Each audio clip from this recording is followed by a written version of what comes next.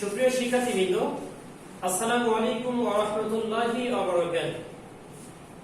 Shimul memorial Nazrat school and কলেজে দশম শ্রেণীর ইসলাম ও নৈতিক শিক্ষা ক্লাসে সকলকে স্বাগত।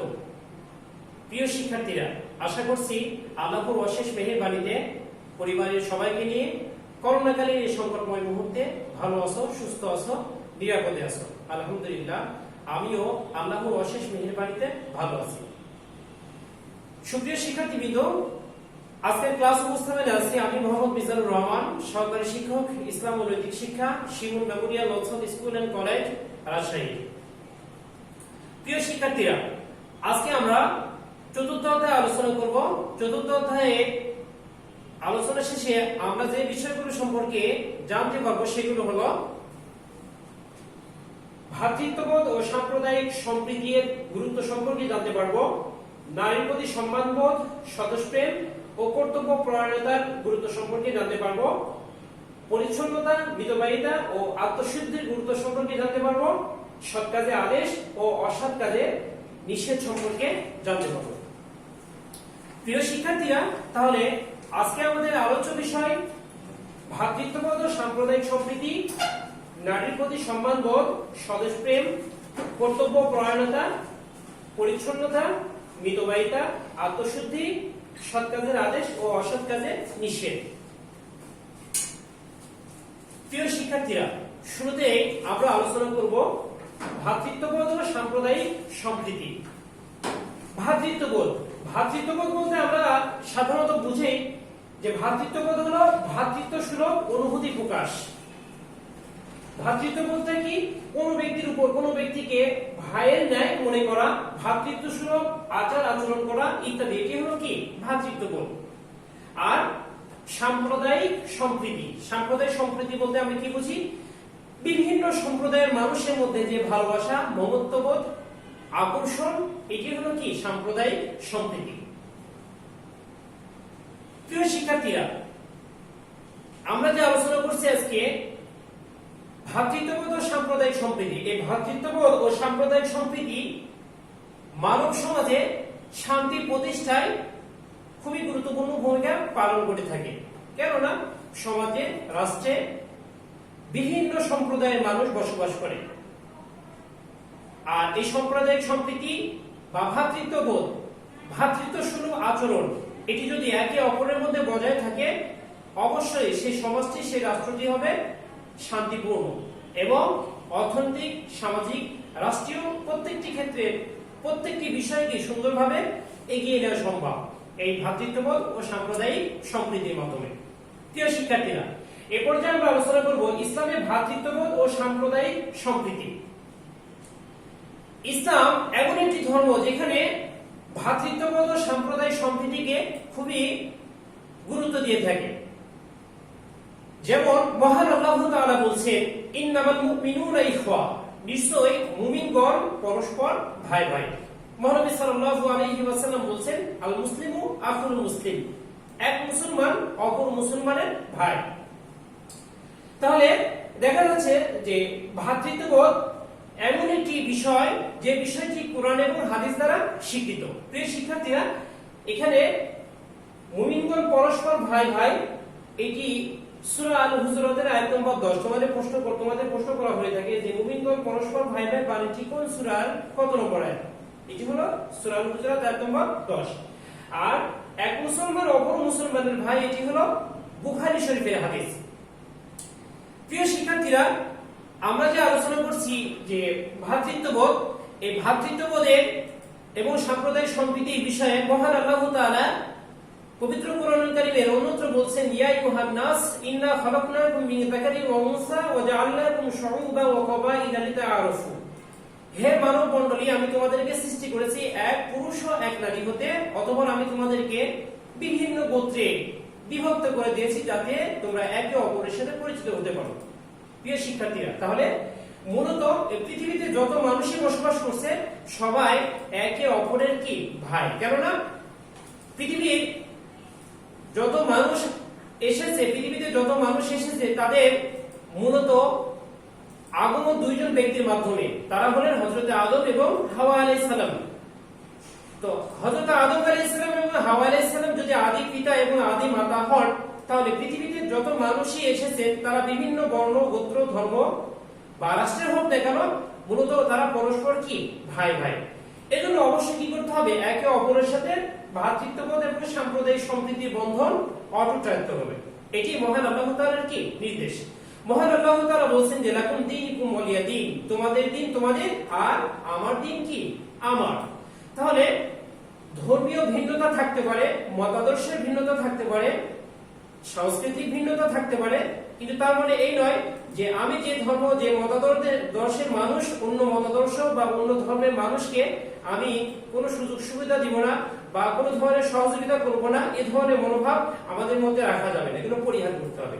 আর এগুলো পরিহার করার মাধ্যমে যদি আমরা সমাজ, রাষ্ট্র যদি গড়ে তুলি, অবশ্যই আমাদের সেই সমাজ এবং রাষ্ট্র আমাদের কি শান্তি আবাসস্থল হিসেবে গণ্য হবে। প্রিয় শিক্ষার্থীরা, এই পর্যায়ে আমরা আলোচনা করব নারীর প্রতি সম্মানবোধ। নারী এমন এক সৃষ্টি যা মহান আল্লাহ তাআলা এই পৃথিবীতে দুই শ্রেণীর মানুষকে সৃষ্টি করেছেন। এক শ্রেণী হলো পুরুষ এবং আরেক শ্রেণী হলো কি নারী। মহান আল্লাহ তাআলা নারী এবং পুরুষ উভয় শ্রেণীকেই সম্মানের আসনে অধিষ্ঠিত করেছেন। বিধায় নারীদের প্রতি যে সম্মানবোধ, তাদের প্রতি যে সৌজন্যবোধ, তাদের প্রতি যে উত্তম আচার আচরণ, এটি হলো কি নারীদের প্রতি সম্মানবোধ। ইসলাম নারীর মর্যাদা, অর্থাৎ ইসলামে নারীর মর্যাদা ও সম্মান কেমন? ইসলামে নারীদেরকে পরিপূর্ণভাবে সম্মানের আসনে অধিষ্ঠিত করা হয়েছে। মহান আল্লাহ তাআলা বলেন, ইয়া আইয়ুহান নাস ইন্না খালাকনাকুম মিন যাকারিন ওয়া উনসা, হে মানব মণ্ডলী, আমি তোমাদেরকে সৃষ্টি করেছি এক পুরুষ এবং এক নারী হতে। তাহলে পৃথিবীতে মানব জাতির যে আগমন বা অগ্রযাত্রা, এই অগ্রযাত্রায় নারী এবং পুরুষ উভয়ই কি গুরুত্বপূর্ণ ভূমিকা পালন করে থাকে। তাহলে পুরুষকে যে সমাজে বা রাষ্ট্রে বা পরিবারে সম্মানের আসনে অধিষ্ঠিত করতে হবে, আর নারীদেরকে অবহেলিত বা তাদেরকে অসম্মানিত করতে হবে, এমনটি কি মনের ভিতরে রাখা যাবে না। কেননা ইসলাম সরাসরি নারীদেরকে সম্মানের আসনে অধিষ্ঠিত করেছে। প্রিয় শিক্ষার্থীরা, তোমরা সবাই জানো যে মহানবী সাল্লাল্লাহু আলাইহি সাল্লাম এই পৃথিবীতে যখন এসেছিলেন, তার আগমনের পূর্বে এবং তিনি আসার পরেও দেখেছেন যে তৎকালীন জাহিলি যুগে নারীদেরকে পণ্যের নয় দ্রব্যের ন্যায় তাদেরকে কেনা বেচা করা হতো, তাদেরকে ক্রয় বিক্রয় করা হতো, তাদেরকে বিভিন্ন কাজে লিপ্ত করা হতো, তাদেরকে দাসী হিসাবে ক্রয় বিক্রয় করা হতো। অথবা মহানবী সাল্লাল্লাহু আলাইহি সাল্লাম এই পৃথিবীতে আসার পর তিনি নারীদেরকে বিভিন্ন ভাবে সম্মানের আসনে অধিষ্ঠিত করেছেন। যেমন একদা এক সাহাবী এসে মহানবী সাল্লাল্লাহু আলাইহি ওয়াসাল্লামকে বললেন যে, হে আল্লাহর রাসূল, আমার কাছে সবচেয়ে উত্তম আচরণ পাওয়ার অধিকারী কে? মহানবী সাল্লাল্লাহু আলাইহি সাল্লাম বললেন, তোমার মা। এভাবে সেই ব্যক্তি মহানবী সাল্লাল্লাহু আলাইহি সাল্লামকে বারবার প্রশ্ন করতে থাকলেন। মহানবী সাল্লাল্লাহু আলাইহি সাল্লাম বারবার তার মায়ের কথা বলতে থাকলেন। এভাবে তিনি 4 বার মায়ের কথা বলেছিলেন, অতঃপর পঞ্চমবার তিনি কি পিতার কথা বলেছিলেন। তাহলে এই হাদিস থেকে প্রতীয়মান হয় যে পিতার তুলনায় মায়ের মর্যাদা 3 গুণ বেশি। প্রিয় শিক্ষার্থীরা, তাহলে আমরা স্পষ্টত জানলাম যে ইসলামে নারীদেরকে যে সম্মান দেওয়া হয়েছে, অন্য কোন ধর্মে বা অন্য কোন জীবন ব্যবস্থায় এই ধরনের সম্মান দেওয়া হয়নি। মুহাম্মদ সাল্লাল্লাহু আলাইহি ওয়াসাল্লাম বলেছেন যে আল জান্নাতু তাহতা আকদামিল উম্মাহাত, মায়ের পদতলে সন্তানের কি বেহেশত, জান্নাত। তাহলে এর চেয়ে আর বড় ধরনের কোনো মর্যাদা হতে পারে? কখনোই নয়। এজন্য ইসলাম নারীদেরকে সম্মানের আসনে কি করেছেন? অধিষ্ঠিত করেছেন। আল্লাহ তাআলা বলেন যে ওয়ালাহুন্না মিসলুল্লাযী আলাইহিন্না বিল মারুফ, অর্থাৎ নারীদের উপরে যেমন পুরুষের অধিকার আছে, ঠিক তেমনি ভাবে পুরুষের উপরেও কি নারীদের অধিকার রয়েছে। এজন্য হুন্না লিবাসুল লাকুম ওয়া আনতুম লিবাসুল লাহুন, নারীরা যেমন পুরুষের ভূষণ, ঠিক তেমনি ভাবে পুরুষও কি নারীর ভূষণ। এভাবে কোরআন এবং হাদিসের অসংখ্য বর্ণনার মাধ্যমে আমরা জানতে পারি, আমরা শিক্ষা নিতে পারি যে আমাদের সমাজে, পরিবারে, রাষ্ট্রে প্রত্যেকটি ক্ষেত্রে আমরা অবশ্যই কি করতে হবে, আমাদেরকে নারীদেরকে সম্মানের আসনে অধিষ্ঠিত করতে হবে, কেননা এটি কোরআন এবং হাদিস দ্বারা স্বীকৃত। প্রিয় শিক্ষার্থী, এই পর্যায়ে আমরা আলোচনা করব স্বদেশ প্রেম সম্পর্কে। স্বদেশ প্রেম এর আরবি প্রতিশব্দ হলো হুব্বুল ওয়াতান। হুব্বুল ওয়াতান শব্দের শাব্দিক অর্থ হলো দেশপ্রেম বা স্বদেশ প্রেম। স্বদেশ বলতে আমরা কি বুঝি? স্বদেশ বলতে আমরা বুঝি যে নিজ দেশ বা নিজ মাতৃভূমি। আর স্বদেশ প্রেম বলতে আমরা কি বুঝি? যে দেশের প্রতি মানুষের মনের যে আবেগ, অনুভূতি, আকর্ষণ, এগুলো হলো কি স্বদেশ প্রেম। স্বদেশ প্রেমকে আমরা বিভিন্ন ভাবে সংজ্ঞায়িত করতে পারি। সেটি হলো দেশের উন্নতির জন্য কাজ করা এবং দেশকে শত্রুর হাত থেকে রক্ষা করার জন্য সর্বাত্মক প্রচেষ্টা চালানো, এর নাম কি স্বদেশ প্রেম। প্রিয় শিক্ষার্থীরা, আমরা বাঙালি বা বাংলাদেশী, আমাদের নির্ধারিত বা সুনির্দিষ্ট কি একটি ভূখণ্ড রয়েছে।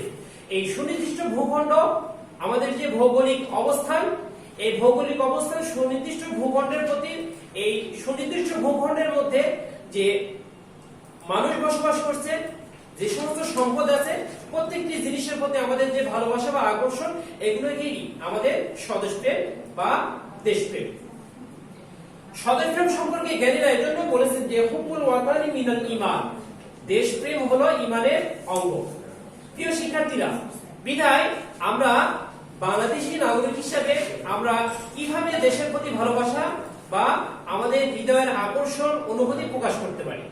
বিভিন্ন ভাবে কি আমরা দেশের প্রতি ভালোবাসা বা আমাদের মমত্ববোধ প্রকাশ করতে পারি। যেমন আমাদের জাতীয় সম্পদ আমরা রক্ষা করব, আমাদের সার্বভৌমত্ব আমরা রক্ষা করব, আমাদের যে বিভিন্ন ধরনের সম্পদ আছে সেগুলো কি করব? আমরা রক্ষণাবেক্ষণ করব। আমাদের বাংলাদেশী নাগরিক যারা আছে তারা দেশের মধ্যে থাকুক আর বহির্বিশ্বে থাকুক, তারা দেশে থাকুক আর প্রবাসে থাকুক, তাদেরকে আমরা বিভিন্ন ভাবে কি করব? সহযোগিতা করব। যদি আমরা তাদেরকে এভাবে সহযোগিতা করি, দেশের সম্পদের প্রতি যদি আমাদের মমত্ববোধ বা ভালোবাসা প্রকাশ করি, দেশের যে ভূখণ্ড তাকে রক্ষণাবেক্ষণ করি, দেশের যে ভৌগোলিক অবস্থান তার প্রতি যদি আমরা দায়িত্ব পালন করি, অবশ্যই কি আমরা দেশের প্রতি ভালোবাসা প্রকাশ করতে পারবো। প্রিয় শিক্ষার্থীরা, আমাদের প্রিয় নবী মহানবী সাল্লাল্লাহু আলাইহি ওয়াসাল্লাম যখন শত্রুদের অত্যাচারে, কাফের মুশরিকদের অত্যাচারে মক্কা থেকে মদিনায় হিজরত করছিলেন, তখন মহানবী সাল্লাল্লাহু আলাইহি ওয়াসাল্লাম বারবার মদিনার দিকে যাওয়ার সময় মক্কার দিকে ফিরে ফিরে তাকাচ্ছিলেন আর তিনি বলছিলেন, হে আমার জন্মভূমি, তুমি কতই না সুন্দর, আমি তোমাকে ভালোবাসি। আমার নিজ গোত্রের লোকেরা যদি ষড়যন্ত্র না করতো, আমি কখনো তোমাকে ছেড়ে যেতাম না। প্রিয় শিক্ষার্থীরা, রাসূল সাল্লাল্লাহু আলাইহি ওয়াসাল্লামের এই কথাগুলোর মাধ্যমে সুস্পষ্টভাবে দেশপ্রেমের বহিঃপ্রকাশ ঘটেছে। এজন্য অবশ্যই কি আমরা দেশের নাগরিক হিসেবে আমাদের স্বদেশ প্রেম বা দেশের প্রতি ভালোবাসা অবশ্যই প্রকাশ করতে হবে। সুপ্রিয় শিক্ষার্থীবৃন্দ, এই পর্যায়ে আমরা আলোচনা করব কর্তব্য পরায়ণতা সম্পর্কে। কর্তব্য পরায়ণতা কি? কর্তব্য পরায়ণতা হলো মানুষের যে দায়িত্ব বা মানুষের যে কর্তব্য, সেগুলো যথাযথভাবে পালন করাটাই হলো কি কর্তব্য পরায়ণতা। এই যে কর্তব্য পরায়ণতা, এই কর্তব্য পরায়ণতা যদি সঠিকভাবে পালন করা না হয়, যেমন সে ব্যক্তি ব্যক্তিগত জীবনে ক্ষতিগ্রস্ত হবে, ঠিক তেমনি ভাবে পারিবারিক, সামাজিক, রাষ্ট্রীয় প্রত্যেকটি ক্ষেত্রে কি সে সমস্যার সম্মুখীন হবে। এজন্য অবশ্যই কি যার উপর যে দায়িত্ব বা কর্তব্য অর্পিত হবে সেগুলো যথাযথভাবে পালন করতে হবে। আর এটি সরাসরি কি আল্লাহ তাআলার কি নির্দেশনা। যেমন আল্লাহ তাআলা বলছেন যে ইন্নাল্লাযীনা আমানু ওয়া আমিলুস সলিহাত ইন্না লা নুদিউ আজরা মান আহসানা আমাল। অর্থাৎ আল্লাহ বলছেন যে যারা ঈমান আনে ও সৎকর্ম করে, আমি তো তার শ্রমফল নষ্ট করি না, যে উত্তম রূপে কার্য সম্পাদন করে। প্রিয় শিক্ষার্থীরা, তাহলে দেখো, যদি তোমাদের ক্ষেত্রে বলি, তাহলে তোমরা কিভাবে পরিশ্রম করছো, তোমাদের দায়িত্ব বা কর্তব্য পরায়ণতা কিভাবে তোমরা প্রমাণ দিচ্ছ? লেখাপড়ার মাধ্যমে। তোমরা যদি খুব ভালোভাবে লেখাপড়া করো, তোমরা যদি সুন্দরভাবে তোমাদের দায়িত্ব, কর্তব্য বা তোমাদের রুটিন ওয়াইজ যদি তোমরা পড়াশোনা করো, তাহলে অবশ্যই কি তোমাদের এই কর্তব্য পরায়ণতা, তোমাদের পরিশ্রম বিফলে যাবে না। আল্লাহ তাআলা এজন্য বলছেন যে আমি তো তার শ্রমফল নষ্ট করি না। অর্থাৎ যে শ্রম দিবে অবশ্যই কি তার শ্রমফল আল্লাহ তাআলা নষ্ট করবেন না, অবশ্যই আল্লাহ তাআলা থেকে উত্তম প্রতিদান দান করবেন।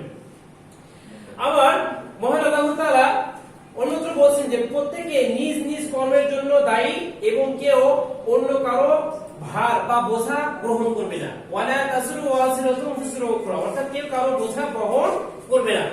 অর্থাৎ একজনের উপর দায়িত্ব বা কর্তব্য অর্পণ করা হয়েছে, সে যদি যথাযথভাবে সেই দায়িত্ব কর্তব্য পালন না করে, তাহলে সেই দায়িত্ব কর্তব্য পালন না করার কারণে, অবহেলার কারণে তার যাবতীয় দায়ভার তাকেই বহন করতে হবে। এর জন্য অন্য কারো দায়ভার বহন করতে হবে না। ঠিক যেমন ভাবে পৃথিবীতে আমাদের প্রাত্যহিক জীবনে যদি আমরা এগুলো করে থাকি, আমাদের জীবনে এই ধরনের ঘটনা ঘটবে, ঠিক তেমনই ভাবে পরকালীন জীবনে আমাদের এই দুনিয়াবী জীবনে দায়িত্ব বা কর্তব্য পরায়ণতা সঠিকভাবে পালন না করার কারণে আমাদেরকে জবাবদিহি করতে হবে।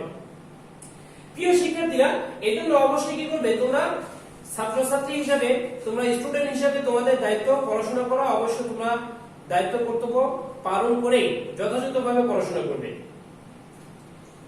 এরপর যে আমরা আলোচনা করব পরিচ্ছন্নতা নিয়ে। পরিচ্ছন্নতার আরবি প্রতিশব্দ হলো নাজাফাত। পরিচ্ছন্নতার আরবি প্রতিশব্দ হলো নাজাফাত।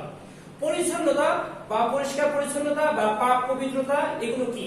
পাক পবিত্রতা বা পরিষ্কার পরিচ্ছন্নতা হলো যে দেহ, মন, পোশাক পরিচ্ছদ, পরিবেশের নির্মলতা এবং পরিচ্ছন্নতাকে বলা হয় কি? তাহারাত বা নাজাফাত।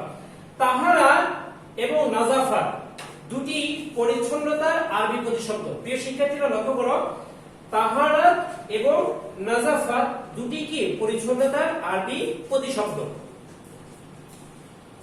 পরিচ্ছন্নতার গুরুত্ব সম্পর্কে ইসলামে বিভিন্ন ধরনের নির্দেশনা রয়েছে। যেমন মহানবী সাল্লাল্লাহু আলাইহি ওয়াসাল্লাম বলেন, আত-তুহুরু শাতরুল ঈমান।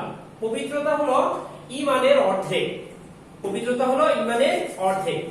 আর আল্লাহ তাআলা বলেন যে ইন্নাল্লাহা ইউহিব্বুত তাওয়াবিনা ওয়া ইউহিব্বুল মুতাতাহহিরিন। নিশ্চয়ই আল্লাহ তাআলা তাওবাকারীদেরকে পছন্দ করেন এবং পবিত্রতা অবলম্বনকারীদেরকে কি? পছন্দ করেন, ভালোবাসেন। প্রিয় শিক্ষার্থীরা, আমরা কেন পরিষ্কার পরিচ্ছন্নতা অবলম্বন করব? দেখো যে ইবাদত বন্দেগী যদি আমরা করতে চাই, অবশ্যই আমাদের কি করতে হবে? পরিষ্কার পরিচ্ছন্ন থাকতে হবে। তা না হলে যে ধরনের ইবাদত বন্দেগী করি না কেন, সেটি আল্লাহ তাআলার নিকট কখনো মঞ্জুর হবে না। এজন্য ইবাদত বন্দেগীর পূর্ব শর্ত হলো কি? পরিষ্কার পরিচ্ছন্নতা বা পাক পবিত্রতা। এজন্য অবশ্যই আমরা পরিষ্কার পরিচ্ছন্ন থাকব। পরিষ্কার পরিচ্ছন্নতা আমরা বিভিন্ন ভাবে অবলম্বন করতে পারি। পোশাকের ক্ষেত্রে যেমন আমরা যে ধরনের পোশাক পরি, শার্ট, প্যান্ট বা পাঞ্জাবি, যে ধরনের পোশাকই পরিধান করি না কেন, অবশ্যই সেই পোশাকগুলো পরিষ্কার পরিচ্ছন্ন রাখতে হবে। সেটি ধৌত করার মাধ্যমে হোক বা পাক পবিত্র যেগুলো নাপাকি জিনিস আছে সেগুলো থেকে বাঁচিয়ে রাখার মাধ্যমে হোক, যেভাবে হোক আমাদের পরিষ্কার পরিচ্ছন্ন রাখতে হবে, ধৌত করতে হবে। ময়লা হলে সঠিকভাবে যথাসম্ভব সময় মেনটেন করে সেগুলোকে পরিষ্কার পরিচ্ছন্ন করতে হবে। এভাবে আমরা পোশাকের পরিচ্ছন্নতা রক্ষা করতে পারি। প্রিয় শিক্ষার্থী, এরপর যে আমরা আলোচনা করব মিতব্যয়িতা সম্পর্কে। মিতব্যয়িতা কি? মিতব্যয়িতা হলো যথাসম্ভব খরচ করা, অর্থাৎ যে পরিমাণে খরচ করা প্রয়োজন তার চেয়ে বেশিও না করা, আবার কমও না করা। এরই নাম হলো কি? মিতব্যয়িতা। সাধারণত ধন সম্পদ যথাযথ ও প্রয়োজন মাফিক ব্যবহারকে মিতব্যয়িতা বলে। অর্থাৎ বেশি করলে সেটি অপচয় হবে, আর যদি আবার প্রয়োজনের চেয়ে কম করা হয় সেটি কি? কৃপণতা হবে। এজন্য বেশিও করা যাবে না, কমও করা যাবে না, মধ্যম পন্থা অবলম্বন করতে হবে। মহান আল্লাহ তাআলা বলেন, ওয়াল্লাযীনা ইযা আনফাকু লাম ইউসরিফু ওয়া লাম ইয়াকতুরু ওয়া কানা বাইনা যালিকা কাওয়ামা। অর্থাৎ আর যখন তারা ব্যয় করে তখন তারা অপচয় করে না এবং কার্পণ্যও কি করে না, বরং তারা এতদুভয়ের মধ্যপন্থা অবলম্বন করে। অর্থাৎ একজন মুমিন ব্যক্তি, একজন মুসলিম ব্যক্তি অবশ্যই তার ব্যয়ভার নির্বাহের ক্ষেত্রে এই পদ্ধতি অবশ্যই অবলম্বন করবে। সে বেশিও করবে না, কমও করবে না, বরং মধ্যম পন্থা অবলম্বন করবে, যতটুকু তার প্রয়োজন। এটি কি? মিতব্যয়িতা। আর এটি আল্লাহ তাআলার নির্দেশ। নবী সাল্লাল্লাহু আলাইহি ওয়াসাল্লাম বলেছেন যে ব্যয় করার ক্ষেত্রে মধ্যম পন্থা অবলম্বন করা ব্যক্তির বুদ্ধিমত্তার লক্ষণ। অর্থাৎ যদি কেউ মনে করে যে না, আমি বেশি ব্যয় করলে হয়তো মানুষ আমাকে ভালো বলবে, সমাজে আমার গ্রহণযোগ্যতা বাড়বে, এটি সম্পূর্ণ কি? বোকামি হবে।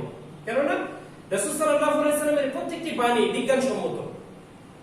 আর রাসূল নিজে বলেছেন যে ব্যয় করার ক্ষেত্রে মধ্যপন্থা অবলম্বন করা ব্যক্তির বুদ্ধিমত্তার লক্ষণ। আর যদি আমরা এটিকে ডিনাই করি, যদি আমরা এটিকে অবহেলা করি, বেশি বেশি অপচয় করি, অবশ্যই কি আমরা ক্ষতিগ্রস্তের মধ্যে অন্তর্ভুক্ত হব। প্রিয় শিক্ষার্থীরা, এই জন্য আমরা শুধুমাত্র টাকা পয়সার ক্ষেত্রে নয়, বরং সময়ও আমরা কি? সময়েরও কি আমরা মিতব্যয়িতা অবলম্বন করব।